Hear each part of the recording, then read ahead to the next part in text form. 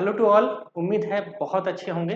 हम करने वाले हैं पार्ट 15, ध्यान रखिएगा, जिसमें हम लॉजिकल थिंकिंग अप्रोच की बात करेंगे। 20 से 30 मार्क्स, जैसा मैं शुरू से कहता आ रहा हूँ कि आप एक्स्ट्रा पाएंगे पाएंगे, बस एग्जाम में करके आना। आइए बात करते हैं आगे। जैसा मैंने बताया था कि टोटल 20 वीडियोस आएंगे, तो हम ईयर वाइज चल रहे हैं 2025 से 18 तक। अब मैं आपसे एक क्वेश्चन कर रहा हूँ, इसका आंसर मुझे आप दे दीजिएगा। क्वेश्चन ये है, क्या इसके आगे के वीडियोस आने चाहिए? अगर आने चाहिए तो मुझे बताइएगा, क्योंकि एग्ज़ाम 2 दिन बाद है। तो मैं नहीं चाहता कि बहुत पुराने टॉपिक्स को लेके, क्योंकि अब थोड़ा सा पैटर्न एग्ज़ाम का बदला हुआ है और 2020 तक हमने चीज़ें देख ली हैं। मैं कुछ और भी टॉपिक्स पे बता सकता हूँ, जैसे कि ऐसे कौन से क्वेश्चन हैं जो एलिमिनेशन से सॉल्व नहीं हो सकते, या किन चीज़ों का ध्यान रखना है, कुछ ऐसे वीडियोस बना दूँ। मैं ये सोच रहा हूँ। तो ये मुझे लगता है 15 सेशन बहुत हैं, आप इतना कर लीजिए।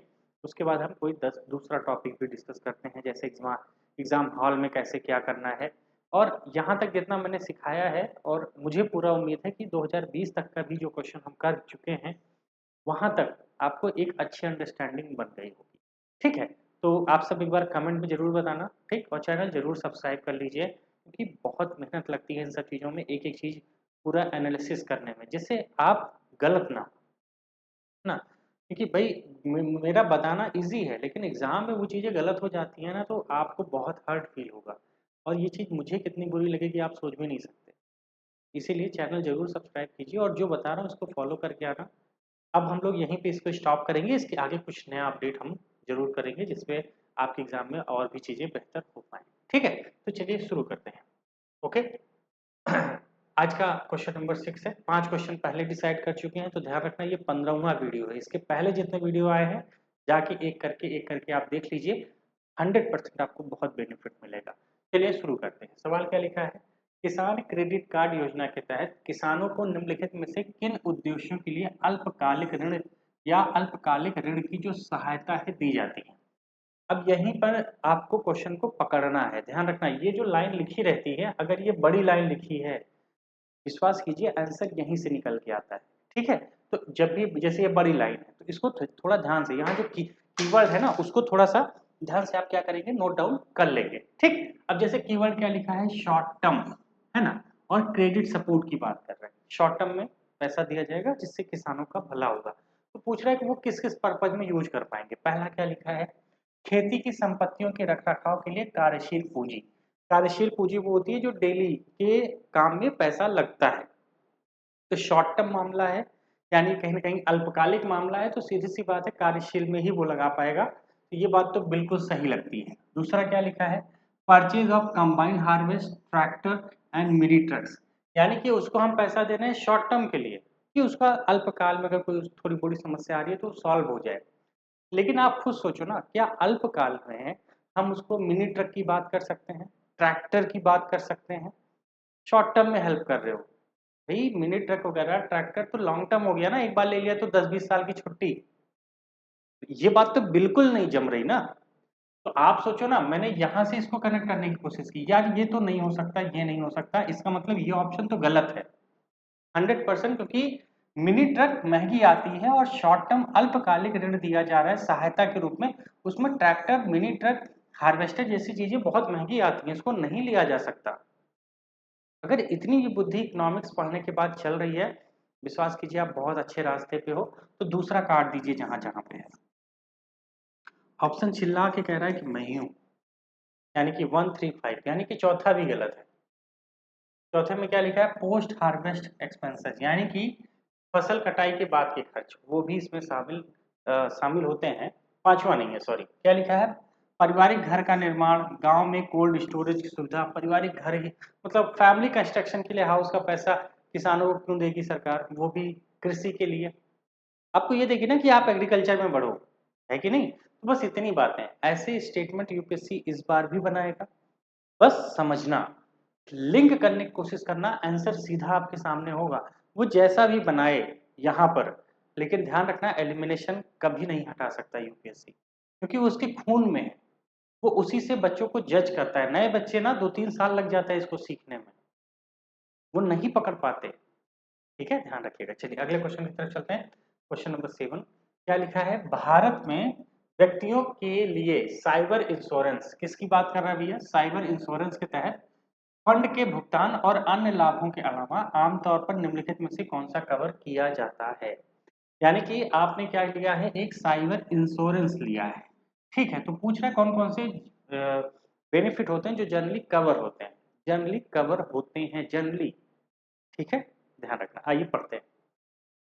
Cost of restoration of the computer system in case of malware reception access to one computer, यानी कि कहीं ना कहीं क्या होता है कि कंप्यूटर सिस्टम को ठीक करना, अगर कहीं पर कंप्यूटर में मालवेयर या कोई वायरस वगैरह आ गया है तो उसको सही करने की बात है। तो हाँ ठीक है, हो सकता है हमने एक सिस्टम बनाया हो और एक इंश्योरेंस ले लिया हो, अगर मेरे कंप्यूटर में कोई वायरस अटैक या कुछ होता है तो उसमें आप मदद करेंगे, हो सकता है, लेकिन अभी कंफर्म नहीं है। अगला क्या लिखा है? अगर कोई शरारती तत्व जानबूझकर कंप्यूटर को नुकसान पहुंचाता है और यह साबित हो जाए तो नए कंप्यूटर का खर्च मिलेगा। मतलब अब ये वही हुआ ना कि यूपीएससी हमें क्या बना रहा है? बेवकूफ। क्यों? क्योंकि आप ये कह रहे हो कॉस्ट ऑफ न्यू कंप्यूटर मिल जाएगा अगर कोई मिसक्रेंट विलफुली डैमेज कर देता है और ये प्रूव भी हो जाए कि आपने जानबूझ के ऐसा किया है, तो कंपनी क्यों ऐसा करेगी? तो अब तब तो मान लेते हैं कि 10 दिन बचा है मेरे इंश्योरेंस, मैंने अपना कंप्यूटर तोड़ डाला और मुझे नया कंप्यूटर मिल गया। इस टाइप से इंश्योरेंस कंपनियां जिंदगी में अपना बिजनेस कर पाएंगी क्या? सोचने वाली बात है भाई। नहीं, ये नहीं हो सकता ना, कि नहीं? हाँ, तो बस ऐसे स्टेटमेंट यूपीएससी बनाएगा, पकड़ लेना, देखना बेनिफिट में रहोगे। तो दूसरा ऑप्शन काट दीजिए। दूसरा यहाँ था, यहाँ भी था और यहाँ भी था, यानी कि ऑप्शन बी, यानी कि 134, 134 और तीनों चीजें एकदम सही है। पढ़ना ही नहीं भाई, क्योंकि एक में मैं कंफर्म हूं कि 100% यही गलत है, और गलत है तो मेरे सामने आंसर है, बस सोचना ही नहीं है, ठीक है। ध्यान रखना 2026 में। चलिए अगले क्वेश्चन की तरफ चलते हैं, क्वेश्चन नंबर 8। बहुत शानदार सवाल। और पता है जो 10वां क्वेश्चन है, विश्वास करो माइंड ब्लोइंग है, माइंड ब्लोइंग, ठीक है, वहां कुछ नया सीखोगे। क्या लिखा है? 1991 के आर्थिक उदारीकरण के बाद भारतीय अर्थव्यवस्था के संदर्भ में निम्नलिखित कथनों पर विचार कीजिए, ठीक है। यानी कि with reference to the Indian economy after 1991 economic liberalisation consider the following statement, यानी कि जब 1991 के बाद इकोनॉमिक रेवोल्यूशन आया, यानी कि एक तरह से उदारवाद का समय आया, तब क्या क्या चीजें हुई, आइए पढ़ते हैं। क्या लिखा है? शहरी क्षेत्र में श्रमिकों की उत्पादकता, ठीक है, कीमतों के प्रति श्रमिक में वृद्धि हुई, जबकि ग्रामीण क्षेत्र में इसमें कमी आई। यानी कि अगर जो वर्कर प्रोडक्टिविटी है, जैसे मान लेते हैं एक आदमी 8 घंटे काम करता है, ठीक है, चाहे वो शहर में काम करे या गांव में काम करे, तो ये कह रहे हैं कि 2004 और 5 के प्राइजेस जो थे, यानी कि जो दिहाड़ी 2004 और 5 में थी, उस दिहाड़ी में, क्योंकि ये प्राइस की बात कर रहे हैं ना, दिहाड़ी, समझिए बात को, क्वेश्चन को समझने की कोशिश कीजिए, एग्जाम में बहुत हेल्प मिलेगी कैसे क्वेश्चन को एस्टिमेट करते हैं, मतलब उसका एनालिसिस करते हैं। सवाल कह रहा है वर्कर की जो प्रोडक्टिविटी, जैसे मान लो मैं एक वर्कर हूं, मैंने 8 घंटे काम किया, 8 घंटे की जो दिहाड़ी, यानी कि जो दिन भर का खर्चा उस काम के प्रति मुझे मिलता था, वो 2004 और 5 में जो मिलता था वो बढ़ गया है। कहाँ पे? अर्बन एरिया में, यानी कि शहरी क्षेत्र में बढ़ गया, लेकिन घट गया है। कहाँ घट गया है? रूरल एरिया में, यानी कि कहीं ना कहीं ग्रामीण क्षेत्र में कमी आई है। इट इज पॉसिबल 2004 से वही मजदूरी आज भी मुझे मिलेगी क्या 2020 में? शहर में तो चलो बढ़ गया, मान लेते हैं पहले मैं 400 रुपये एक दिन का पाता था, अब बढ़ के मान लेते हैं वो 500 हो गया, लेकिन वो शहर में हुआ, गांव में 400 का 300 हो गया। इट इज पॉसिबल क्या? ये हो सकता है क्या, जरा बताओ आप। नहीं सर, ये तो हो ही नहीं सकता। क्या इसके पहले ये ऐसा सोचा था आपने क्या? नहीं, क्यों नहीं सोचे? क्यों सोचना पड़ेगा भाई? कीमतों के प्रति श्रमिक की बात कर रहा है। इस तरह से दिमाग चलाओगे ना तो आप देखोगे कितना इजी हो जाएगा ये पेपर। जनरल स्टडीज है, बहुत सारे क्वेश्चन जनरल वे में पूछता है, ठीक है, थोड़ा सा, है ना। तो ये कट गया, अब भाई पहला काट दो, ये कट गया, ये कट गया, इसका मतलब ये है पहले के साथ चौथा है, यहाँ पर दूसरा है, यानी कि दूसरा यहाँ और यहाँ दूसरा है ही नहीं। अब आप देखिए, यहाँ 3 है, यहाँ 4 है, मतलब बी और सी में 2 नहीं है, यानी कि दूसरा भी गलत है। अब आइए पढ़ लेते हैं क्यों गलत है। कार्यबल में ग्रामीण क्षेत्रों में प्रतिशत हिस्सेदारी में लगातार वृद्धि हुई है, यानी ग्रामीण क्षेत्र में लगातार वर्कफोर्स बढ़ा है। बल्कि ये देखा गया है कि गांव के लोग बहुत तेजी से बाहर निकल गए हैं, वो बाहर कमाने चले गए हैं। और ये क्या कह रहा है, स्टीडली इंक्रीज। ये एक्सट्रीम स्टेटमेंट है दोस्त, एक्सट्रीम है, ध्यान रखना। और जब एक्सट्रीम है तो ये भी कट गया, दो दो कट ही गया। इसका मतलब है 2 ऑप्शन बचे, 3 और 4। आइए इसके बारे में पढ़ लेते हैं। कृषि क्षेत्रों में गैर कृषि अर्थव्यवस्था में वृद्धि हुई है, यानी कि रूरल एरिया में नॉन फार्म इकोनॉमी बढ़ी है। यानी कि सही बात है कि जो पहले सिर्फ किसान होते थे, अब किसानों ने बहुत सारे अलग काम भी करना शुरू किया। उन्होंने अपनी दुकानें भी खोली हैं, मिल्क प्रोडक्शन का भी काम कर रहे हैं, मुर्गी पालन भी कर रहे हैं, और भी एक्स्ट्रा वो काम कर रहे हैं। सिर्फ फार्म इकोनॉमी पर अब वो उतने नहीं रहे हैं, कहीं ना कहीं वो इंक्रीज। अगर ये स्टीडली इंक्रीज लिखा होता तब भी गलत हो जाता, ये भी ध्यान रखना। है ना, मतलब कि एक्सट्रीम स्टेटमेंट हो जाता है, लेकिन ऐसा लिखा है नॉर्मल इंक्रीज हुआ है, तो ये बात सही है। अगला, the growth rate in rural employment decrease, यानी कि जो ग्रोथ रेट है, रोजगार की जो स्थिति है, वो कहीं ना कहीं कमी आई है। हाँ, ये भी माना जा सकता है। क्यों? क्योंकि अगर वहां पे रोजगार होता तो वो लोग बाहर क्यों जाते? पहले स्टेटमेंट से कवर करो इसको भाई। अगर वहां रोजगार होता तो लोग क्यों जाते? तो कहीं ना कहीं देखा जाए, जो पहले गांव में फार्म को लेके बहुत ज्यादा प्रचलन था, लोग वहां काम कर लेते थे, अब उतना नहीं कर पा रहे हैं, इसीलिए वो नौकरी के लिए बाहर जा रहे हैं, तो ये डिक्रीज हुआ होगा। ये भी बात सही है, तो यानी कि 3 एंड 4 आर करेक्ट। इसलिए हम ऑप्शन बी की तरफ जाएंगे। समझ में आया? बेसिक लॉजिकल थिंकिंग थी ना। अगर क्या ऐसा क्वेश्चन हमने कहीं पढ़ा है? कोई टीचर पढ़ाया आज तक आपको इकोनॉमिक्स में? नहीं ना, यूपीएससी ने बनाया। एनसीईआरटी से कुछ उठाए, कुछ अपनी बुद्धि लगा के यहाँ पे क्वेश्चन बनाया।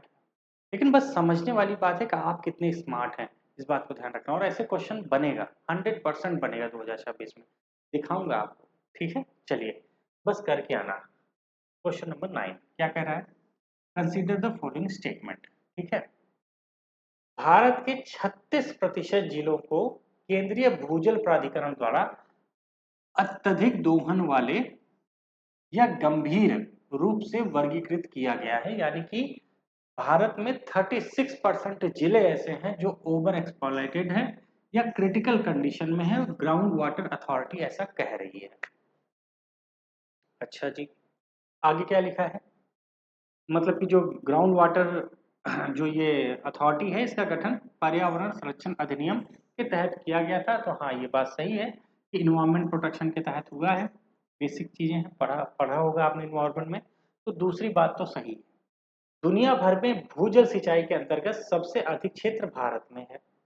और याद कीजिए, यही सेम सवाल हमने देखा था जब चीन वाले के साथ क्वेश्चन आया था। याद कीजिए कि चीन के साथ अंडरग्राउंड वाटर इरिगेशन पे क्वेश्चन बना था, यूपीएससी ने बनाया था, और हमने देखा था कि हमने उसको कैसे निकाला, है कि नहीं? वहां पे हमने देखा था कि सच बात है कि भारत में कहीं ना कहीं लार्ज स्केल पर क्या होता है, ग्राउंड वाटर यूज होता है दुनिया में। ये बात तो सही है। तो दूसरा और तीसरा सही है, तो दूसरा तीसरा सिर्फ कहाँ है जरा, मतलब 2 और 3 तो बिल्कुल सही है ना। पहले की बात तो हम कर नहीं सकते। क्या 1 2 3 कहीं लिखा है क्या? मुझे बताइए, 1 2 3 कहीं लिखा है क्या? ऑप्शन में क्या लिखा है? सिर्फ एक, 2 या 3? केवल एक, 2, एक और 3? कहीं नहीं लिखा है। और 2 3 तो कंफर्म है। इसका मतलब ये हो गया ऑप्शन बी ही सही होगा, ए नहीं होगा। क्यों? अच्छा, एक तो किसी देश में अगर 33% से ज्यादा, यानी कि 1/3 से ज्यादा ऐसी स्थिति है जहां पर पानी की गंभीर स्थितियां हैं, देश पागल हो जाता है। पता है तुम्हें, अलग से बहुत बड़े स्तर पे पानी के लिए संघर्ष करना पड़ता। लेकिन क्या आप पूरे देश में ऐसी खबरें ज्यादा आती हैं? 2 4 जगह से आती होंगी, इससे ज्यादा नहीं आती। यानी कि कहीं ना कहीं हमारे पास पानी है। ठीक है, अच्छा कितने परसेंट है सर? 36% नहीं है तो कितना है? तो ध्यान रखिएगा, लगभग 17% के आसपास है। ठीक है, बस 36 नहीं है, ये डबल लिख दिया गया है। अब एक बात और, जैसा मैंने आपको बोलता हूँ, जब भी परसेंटेज आए, इस बात को थोड़ा सा सुन लीजिए मेरे साथ। अगर कहीं पे परसेंटेज लिखा हुआ आए तो ध्यान रखिएगा, ऐसे स्टेटमेंट जनरली रॉन्ग होते हैं, जनरली रॉन्ग होते हैं, यानी कि ये गलत होंगे, ऐसा होता है। लेकिन हुआ क्या है कि 2025 वाले पेपर में ऐसा देखा गया है कि कुछ क्वेश्चन ऐसे हैं जो परसेंटेज के सही हैं, कुछ क्वेश्चन ऐसे हैं जो गलत हैं, यानी कि हाफ हाफ कर दिया है यूपीएससी ने। तो बस वहां पर कोशिश ये करना कि जब भी परसेंटेज वाला क्वेश्चन आए तो उसके सबऑर्डिनेट जो ऑप्शन दे रखे हैं वहां से एलिमिनेट करने की कोशिश। और ये भी थोड़ा सा सोच लेना कि यार इतना ज़्यादा परसेंटेज हो सकता है क्या, है ना। यूपीएससी डबल कर देता है चीज़ों को, तो थोड़ा सा लॉजिकल वे में रहना। वैसे ये मान के चलो परसेंटेज वाले क्वेश्चन लगभग लगभग गलत होते हैं, ठीक है। और जो मैंने आपको बताया था कि 10वां क्वेश्चन माइंड ब्लोइंग है, विश्वास कीजिए सच में माइंड ब्लोइंग है, ठीक है। तो हमने देख लिया यहाँ तक, मुझे लगता है समझ गया हुए। इसको लिख जरूर लेना, परसेंटेज पे थोड़ा सतर्क रहना। और अगर कहीं पर आपको लग रहा है कि नहीं यार समझ में नहीं आ रहा, तो सबऑर्डिनेट उसके नीचे जो पॉइंट दे रखे हैं उससे आप एलिमिनेट करने की कोशिश कीजिए। चले अगले क्वेश्चन पे।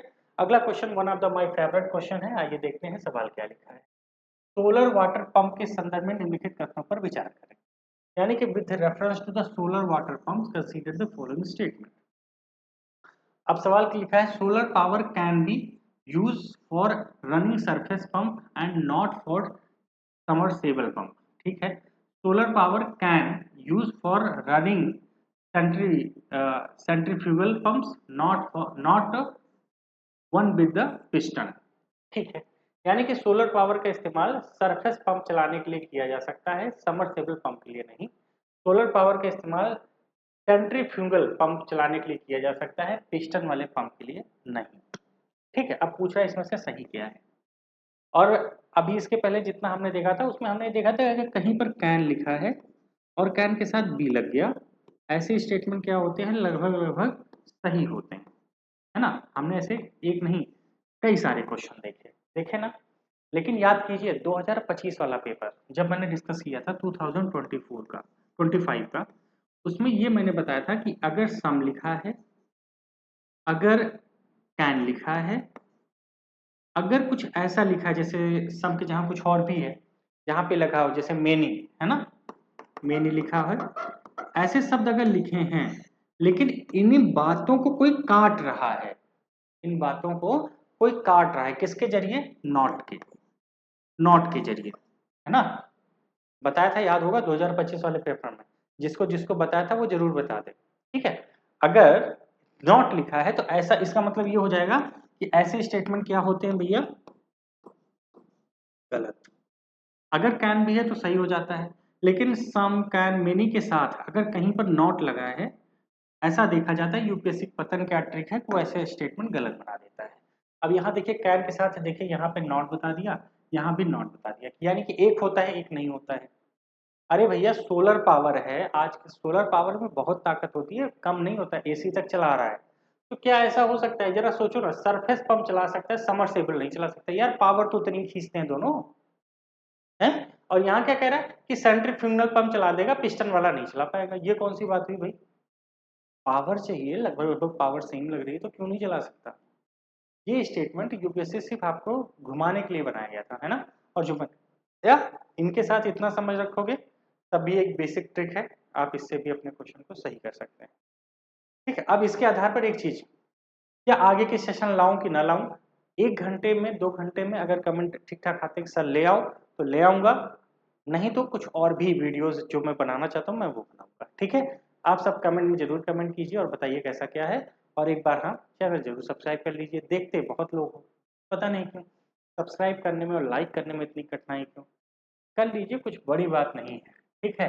और मेरे साथ जरूर ज्वाइन कीजिए मेंस रैंक बूस्टर प्रोग्राम, जो स्टार्ट हो रहा है 8 जून शाम 8 बजे, आप सबके लिए 100% फ्री है। ध्यान रखिएगा बैच का कोई पैसा आपसे नहीं लिया जाएगा और एक जबरदस्त तरीके से हम आपको पढ़ाएंगे। ध्यान रखिएगा जीएस पेपर 1 2 3 4 बहुत अच्छे से पूरा कवर होगा। बस एक व्हाट्सएप ग्रुप है हमारा, उसको आप डिस्क्रिप्शन बॉक्स में जाके ज्वाइन कर लीजिए। और ध्यान रखिएगा एक रजिस्ट्रेशन बस आपको कराना होगा, और रजिस्ट्रेशन की एक छोटी सी फीस रखी गई है, बहुत मिनिमम, बस वो आप देंगे, वो इसलिए क्योंकि ऑफिस के थोड़े बहुत खर्चे चलते रहें। और ये बैच हम आपको फ्री दे रहे हैं क्योंकि मैं चाहता हूँ कि हिंदी मीडियम में जो स्टूडेंट है, वैसे हिंदी इंग्लिश दोनों के लिए है, लेकिन जो हिंदी मीडियम के स्टूडेंट है खासकर उनके लिए मेंस इंग्लिश मीडियम के लेकर बराबर लाया जाए, एकदम इनोवेशन वाला जबरदस्त, जिसमें हर एक वो चीज़ हो जो कहीं ना कहीं आपको यूपीएससी क्रैक कराने में पूरी मदद करे।